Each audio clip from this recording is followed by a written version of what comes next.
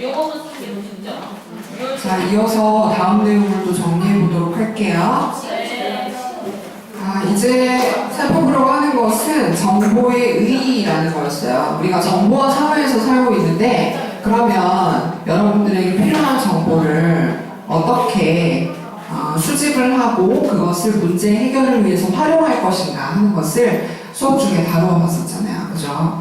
그래서 여행을 갈 때 정보를 어떻게 구할 것인가 하는 것을 예를 들어서 같이 생각해 봤었는데, 정보의 가치를 판단하는 기준에 대해서 알고 있어야 돼요. 왜 그럴까? 정보가 너무 많으니까. 그치? 그 중에서 잘못된 정보도 있을 수가 있잖아요. 그죠?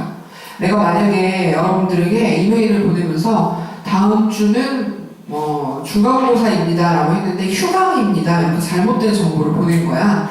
근데 그게 잘못된, 내가 헷갈려서 다른 수업에서 보냈어야 되는 건데, 여러분 내가 잘못된 정보를 준다고 생각해봐. 그럼 여러분 학점에 영향을 미칠 수가 있겠죠. 내 탓이긴 하겠지만 이와 같이 올바르고 나에게 필요한 정보를 잘 활용하는 것이 필요하겠다라는 내용이에요. 그래서 먼저 정보의 정확성을 고려해야 한다라는 것이죠. 중요한 내용에 오타가 있다거나 오류가 있다거나 할 때는 부정확한 정보로 볼 수가 있어요. 그래서 정확한 의사결정을 위해서는 정보가 정확해야 한다라는 것이에요. 나중에 취업을 할 때도 정확한 정보를 확인하는 게 좋아요.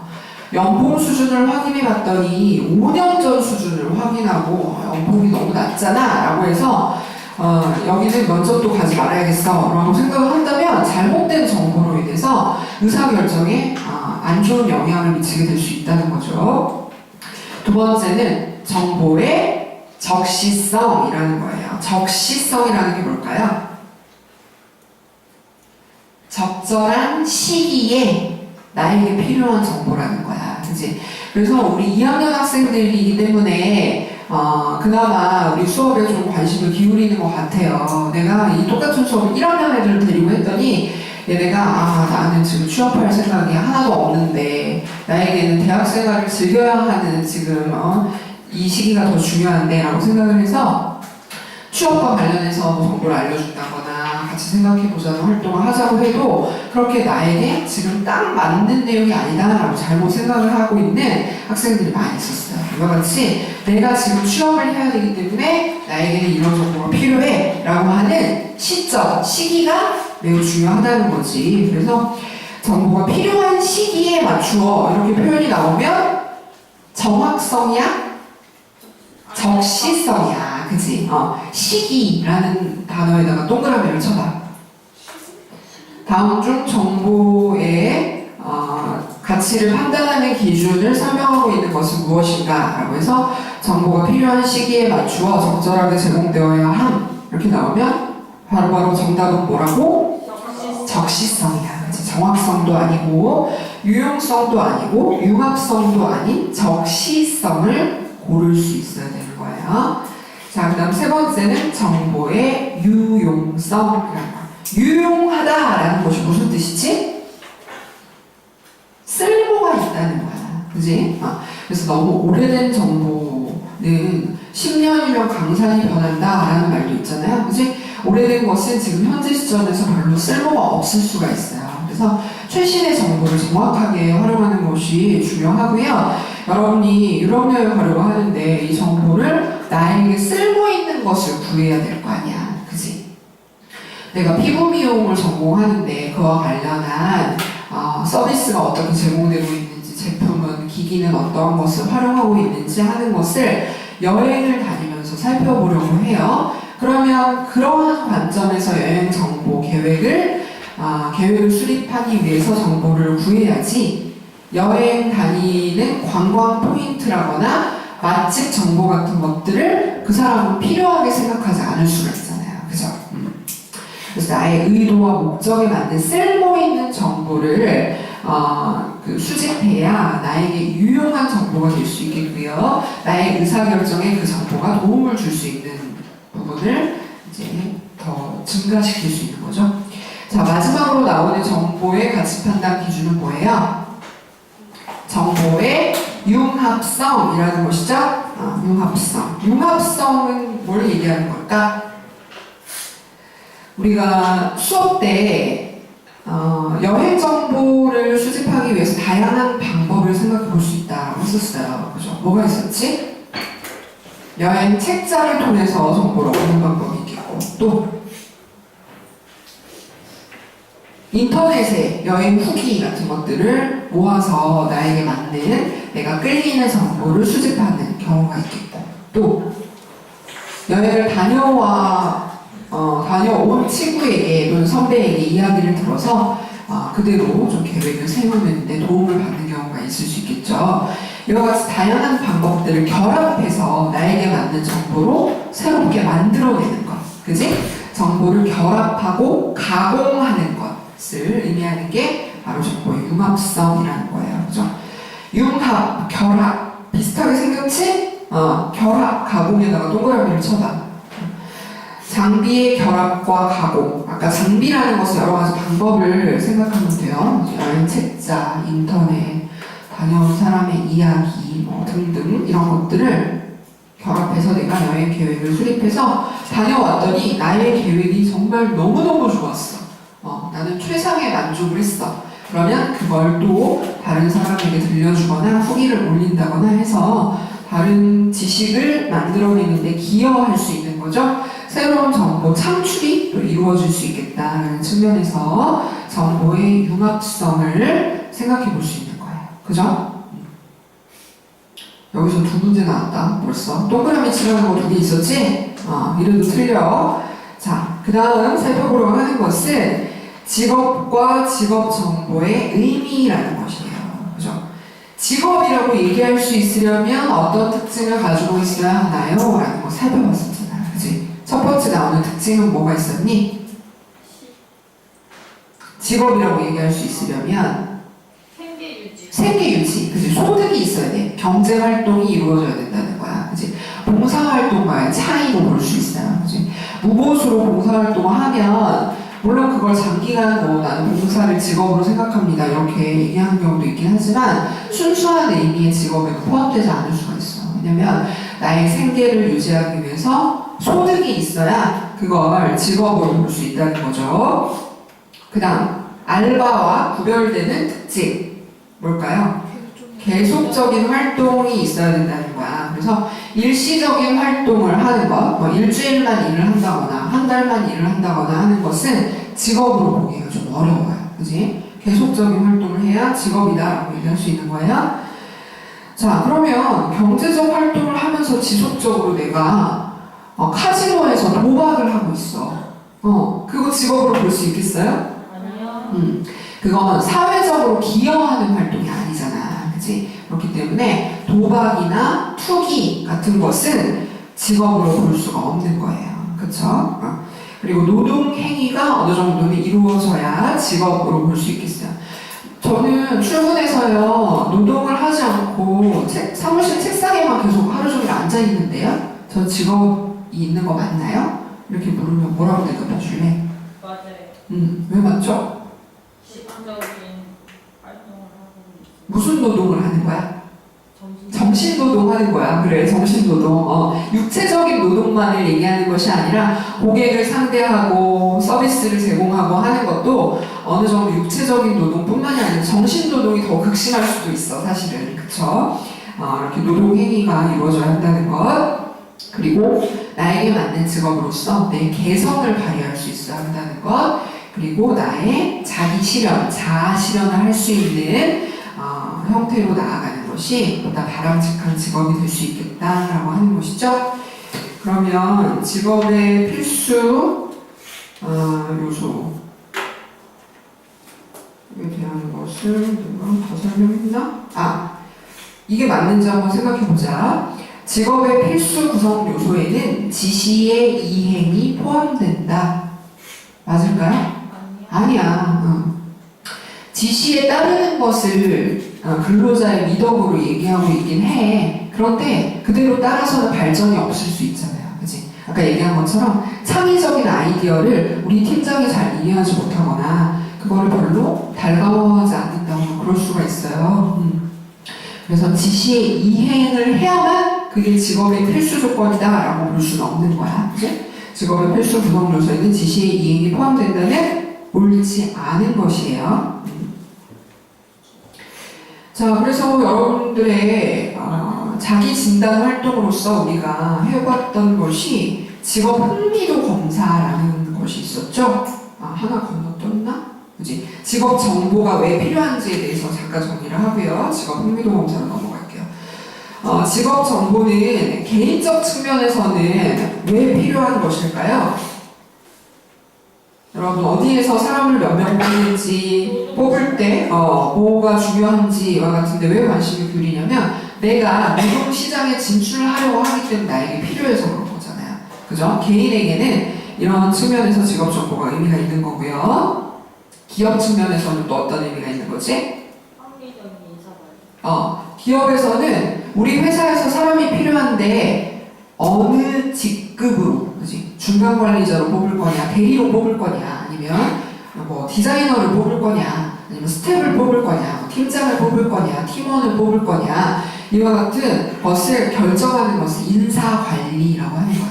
그리고 몇 명을 뽑을 거고, 뭐 남성을 뽑을 거냐, 여성을 뽑을 거냐, 그리고 뭐 직장과 가까운데 사는 사람을 뽑을 거냐, 이런 것을 결정할 때 직업 정보라는 것이 필요하겠지. 응? 우리 회사에서 어떤 사람을 언제, 어디서 뽑을 것인가 하는 것. 그리고 그 사람을 뽑아서 일을 시키는데 과학적으로 안전하게 관리를 하기 위해서는요, 직업 정보라는 것이 필요하다는 거예요.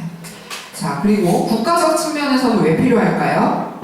고용 정책이 잘 고용 정책의 기초를 만들기 위해서 그런 거예요. 무슨 얘기냐면, 요새 뷰티 산업이 활성화되고 있고 서비스 산업이 많이 그쪽으로 진출하려는 사람들이 늘어나고 있기 때문에 그러면 이쪽과 관련해서 그 학과를 개설해 두고 있는 정화예술대학교 학생들의 취업률이 어떻게 되는가 하는 것들을 직업정보 차원에서 조사를 할 수가 있겠지.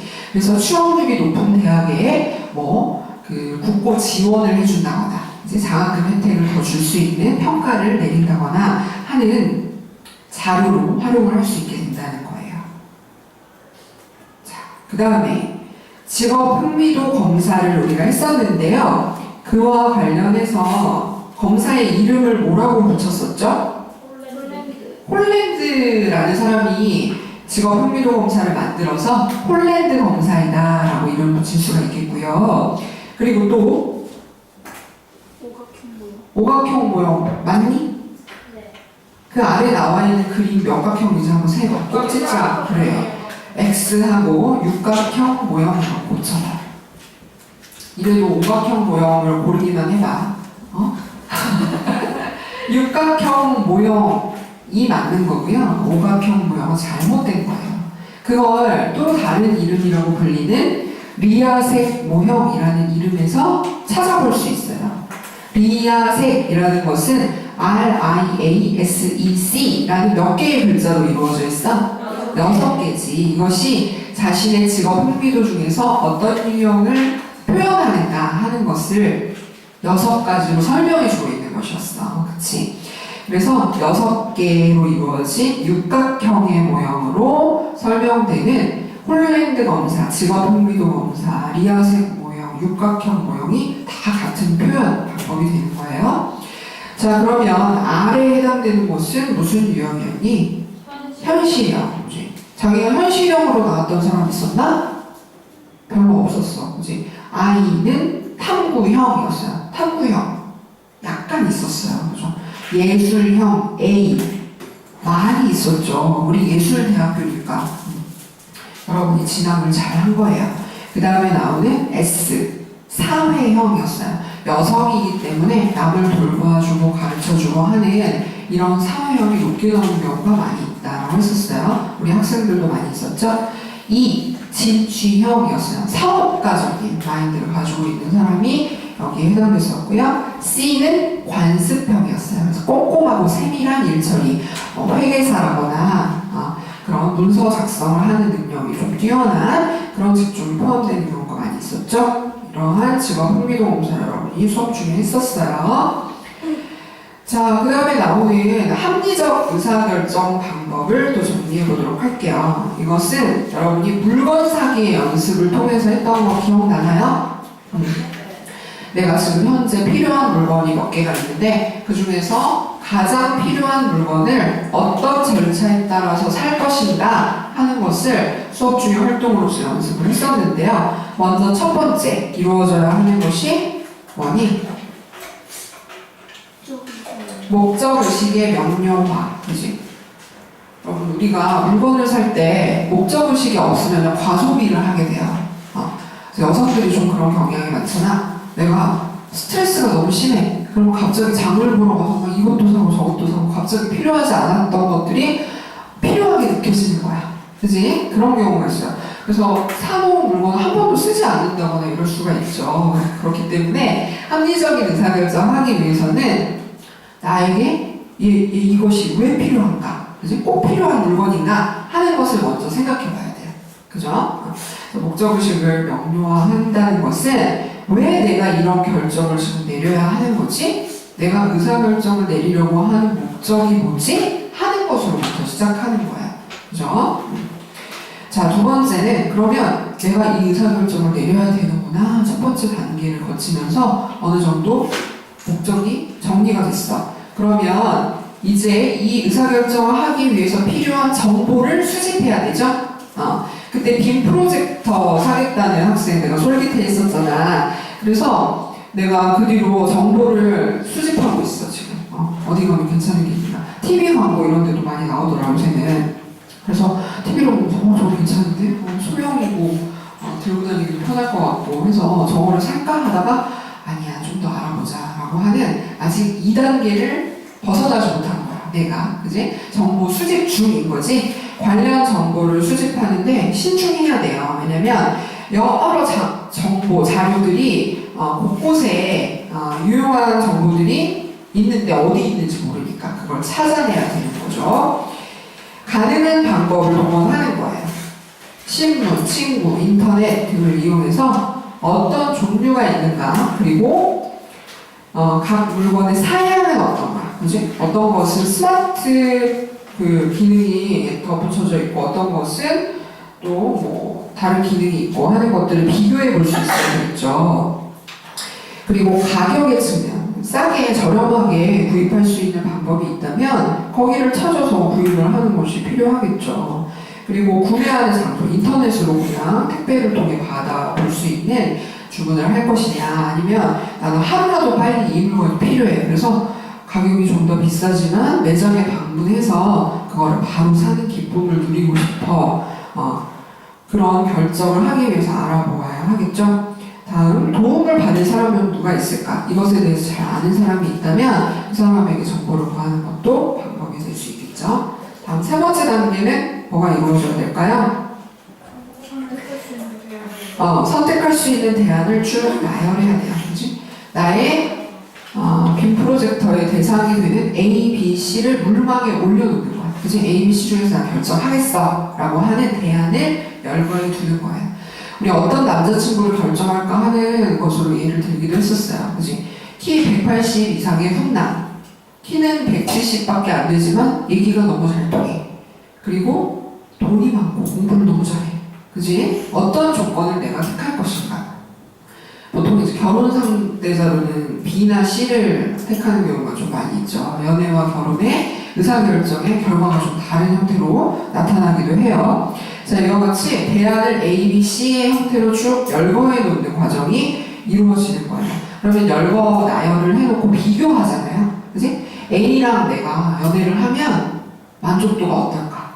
그치? 데리고 다니면 정말 선남선녀라고 얘기를 듣지 않을까? 라고 하는 기대가, 근데 좀 얘기가 안 통해서 힘들지 않을까? 라고 하는 것을 서로 비교해 보는 거야. 그치? A, B, C를 서로 비교해서 장단점이 뭔지 평가하는 단계로 넘어가는 거죠. 그게 네 번째 절차야. 대안의 비교 및 평가가 이루어지는 거죠. 그러면 비교해 보았더니 이제 하나를 선택할 수 있는 단계로 넘어갈 수가 있겠지. 다섯 번째에서 이루어지는 것은 뭐예요? 의사결정이 이루어져요. 그러면 의사결정이 이루어지면 합리적 의사결정의 절차가 모두 끝나나요? 끝나지 않아요. 그치? 이것을 중요하게 기억해야 돼요. 가장 마지막에 오는 절차는 뭐예요? 평가 및 재투입의 과정이에요. 그래서 내가 결정한 것을 사용해 보니까 만족하는지, 그래서 다음에 이와 비슷한 결정을 할 때는 이런 선택을 하는 것이 좋겠다, 아니면 다른 결정을 할 필요가 있겠다라고 하는 것으로 마무리를 하는 거예요. 평가 및 재투입의 과정으로 마무리한다가 맞는 거예요. 의사결정으로 마무리한다. 맞아요? 틀려요? 틀려요. 그치? 자, 그러면 이 단계에서 기억해야 하는 것은 이제 6단계로 마무리를 한다는 거야. 그래서 마음에 들지 않는다. 평가 재투입을 했더니 나의 의사결정이 별로 좋지 않았던 것 같아 라고 생각이 들면 다시 앞단계로 넘어가서 의사결정을 내리는 것을 하는 거죠. 그죠? 환불을 한다거나, 내가 이 프로젝트 A를 결정해서 쓰려고 했더니 이거 좀 아닌 것 같아. 내가 사진으로만 봤더니 실물을 확인해보니 좀 내 취향이 아니야. 그래서 다시 환불을 했어요. 그러면 환불을 하고 나의 마음에 드는 것을 결정하기까지는 앞단계 2에서 5번까지의 과정을 반복해서 다시 최종 결정을 내릴 필요가 있는 것이죠. 자, 그 다음에는 이제 주관적 기대 효용의 모델이라는 거, 합리적 의사결정의 모델로서 우리가 살펴봤던 거예요. 근데 왜 주관적이라는 말이 붙었을까? 기대의 효용은 또 뭐야? 합리적 의사결정 하라고 하는데 아까 내가 예로 들었던 남자친구 A, B, C 중에 여러분은 어떤 선택을 하겠어요? 키 180 이상의 훈남을 선택할 사람. 뭔지? 키 170에 이야기가 잘 통하는 사람. 그렇구나. 성숙하다. 자, 그 다음에 C는 뭐니?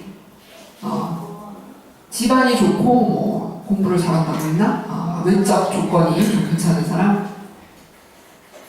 없어. 얘들아, C를 몰라야 돼.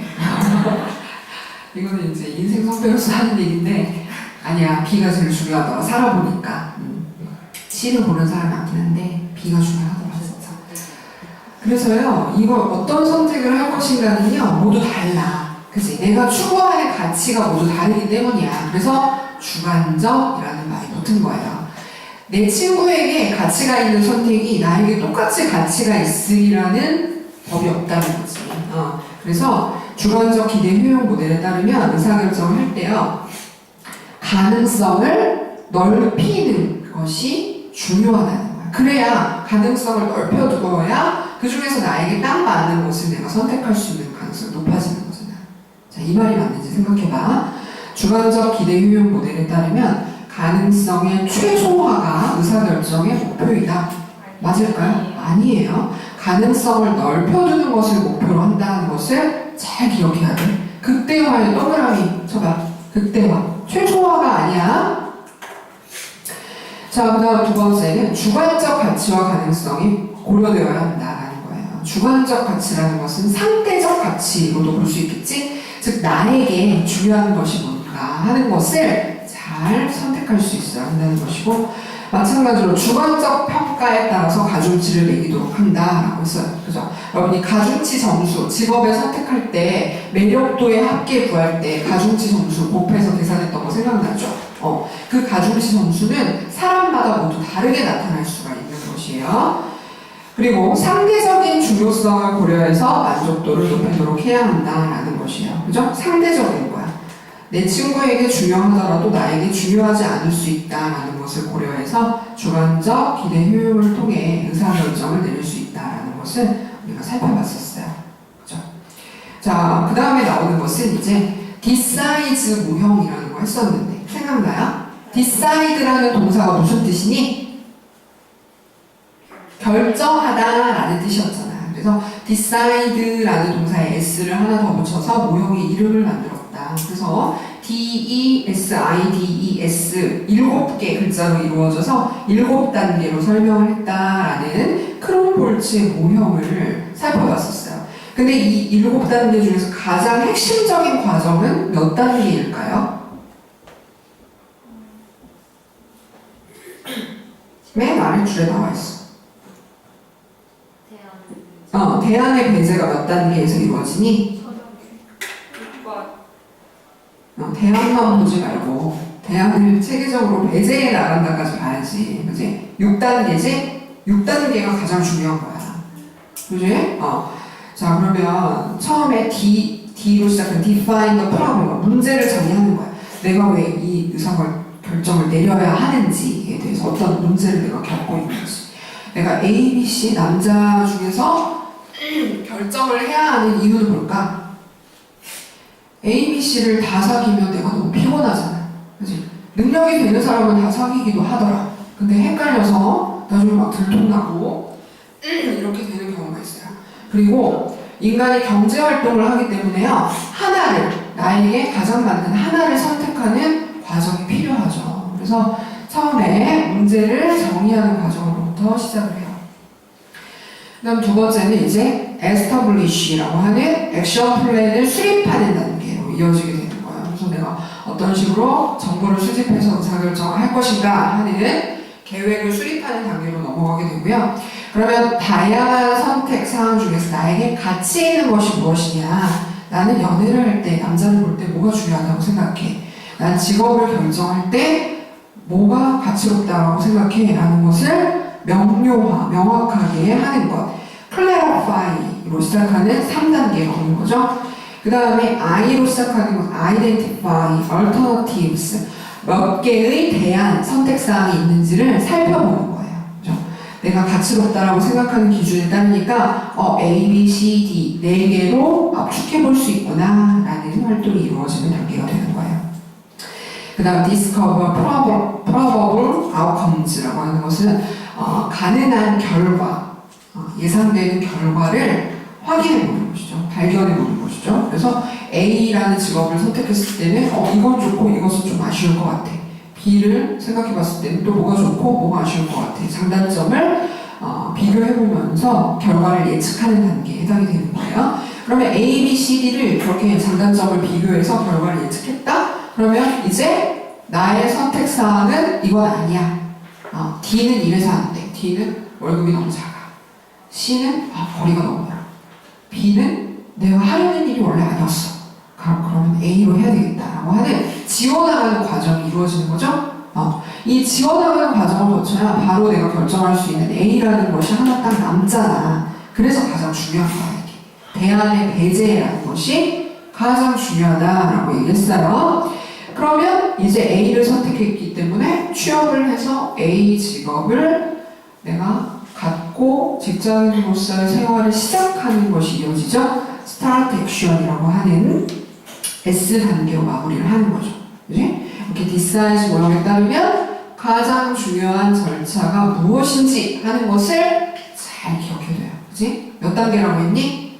6단계. 6단계에다가 형광펜으로 쨍하게 표시해봐.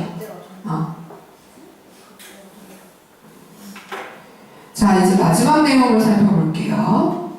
의사결정의 내용 중에서 시몬이라는 사람이 만족의 원리라는 것을 소개했어요. 이건 뭐냐면 의사결정하는 방법 중에 또 어떤 방법을 활용할 수 있냐면 내가 중요하게 생각하고 있는 기준에 미치는지 하는 것을 확인해 보려고 하는 거야. 나의 남자친구가 되기 위해서는 키는 175 이상은 돼야 된다. 키 175라는 최소선을 정해놓는 거야. 그리고 얘의 학력 수준은 어때야 된다. 그치? 너무 속물 같니? 이렇게 예를 드니까 자, 학력 조건, 내가 그래도 전문학사 초대졸이라는 학력이 이제 있을 거니까 그러면 4년제 대학 졸업 자 이상은 돼야 돼. 뭐 이렇게 듀오에 온 것 같지? 자, 이렇게 최소선을 정해두는 거야. 그리고 또 뭐가 있을까? 외모는 상중하에 중정도는 돼야 돼. 뭐 이렇게 최소선을 다 정해놨다? 그러면 그 최소선을 모두 만족시키는 것을 선택하는 의사결정의 방법을 사용할 수 있다는 거예요. 그게 만족의 원리라는 거야. 그래서 의사결정자가 여러분이 직업을 선택할 때 자신을 만족시킬 수 있는 최소선을 먼저 정해야 돼요. 그지? 나의 월급은 뭐 150만 원 이상은 돼야 된다. 라고 해놓고 1년에 휴가는 일주일은 돼야 된다. 그지? 일주일이 못 되는 뭐 휴가를 3일만 주겠습니다. 이런 것을 면접을 보고 와서 좀 생각해 보겠습니다. 이렇게 할 수 있겠지? 이렇게 효용의 최소선이라는 기준을 정해서 모든 측면에서 나의 최소 기준을 충족시키는 것을 선택하는 진로 대안으로 나아갈 수 있게 된다는 것이죠. 어느 한 가지 측면에서라도 최소 수준을 만족하지 못하면요, 그것을 지워버리는 결정을 하겠다라고 하는 것이 무슨 원리예요?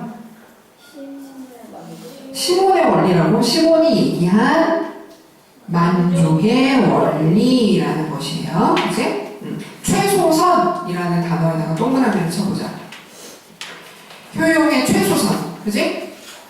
월급은 얼마 이상, 최소한 이 정도 돼야 된다. 휴가는 최소 며칠은 있어야 된다, 그지? 그리고 내가 승진을 하려고 할 때 최소 몇 년 동안은 돼야 된다. 뭐 이런 것들을 생각할 수 있는 것은 만족의 원리예요. 순차적 배제의 원리도 아니고요, 발달의 원리도 아니고요, 주관적 기대 효용의 원리도 아니고요, 자신을 만족시킬 수 있는 효용의 최소선을 정해야 한다라고 설명이 되어 있으면 만족시킬 수 있으니까 만족의 원리구나 라고 해서 정답을 고를 수 있어야 돼요. 오케이?